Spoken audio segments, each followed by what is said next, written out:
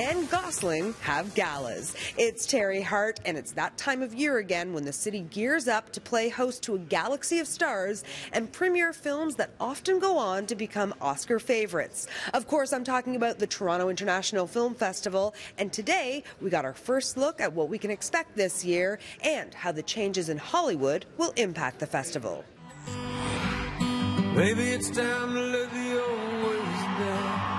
Lady Gaga and Bradley Cooper's A Star is Born is coming to TIFF. It's a remake of the 1937 romantic drama and sees Cooper star as a country singer-songwriter struggling with alcoholism, who falls in love with Lady Gaga's character, Allie. And Cooper's pulling double duty, A Star is Born marks his directorial debut. Bradley Cooper and Lady Gaga are just terrific together. These are two of the strongest performances I've seen all year. And they happen to be, big stars, but they're doing different things. Bradley Cooper sings, Lady Gaga acts, and they both do it really well. Hey. What? I just want to take another look at you. First man to walk on the moon. That'd be something. 2 years after bringing La La Land to TIFF en route to winning 6 Oscars, Ryan Gosling returns to Walk on the Moon in First Man. We need to fail down here so we don't fail up there. An account of Neil Armstrong's legendary space mission. First Man sees Gosling team up once again with his La La Land director, Damien Chazelle.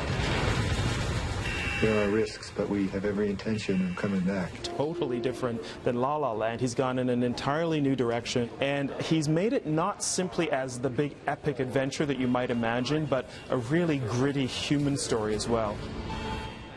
Another buzzy one to keep your eyes on, Beautiful Boy, starring Steve Carell and Timothée Chalamet. I thought we were close. I thought we were closer than most fathers and sons. Why? I felt better than I ever had, so I just kept on doing it. The film tells the story of a father trying to help his troubled son overcome his addiction to methamphetamine.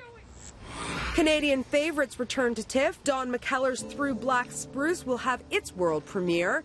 The film explores the pain of Canada's missing and murdered Indigenous women through the story of one family. I'm still trying. Need to know that. Not letting her go, okay? Of course, this year's film festival comes after a time of major change in the industry. I don't think in my career I've ever seen such a seismic shift out of the industry that we are a part of.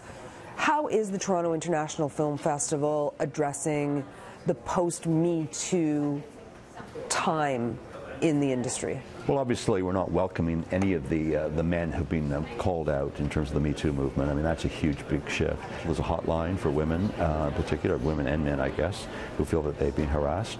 But I think more especially, I mean, Toronto's always prided itself in terms of giving position to women filmmakers over the years. But we're doing more and more of that. It's given us the opportunity to really focus on the place of women in the film industry and how that needs to be improved. So we're looking as much as we can for stories about women, films by women, and trying to really foreground that as much as possible and just have the conversation, right? Some of it is just a matter of let's just talk about what we've gotten used to over decades and decades and what we're not going to tolerate anymore. The 43rd Annual Toronto International Film Festival kicks off September 6th. As of right now, they're keeping tight-lipped about which movie will fill its most debated slot, opening night. For City News, I'm Teri Hart.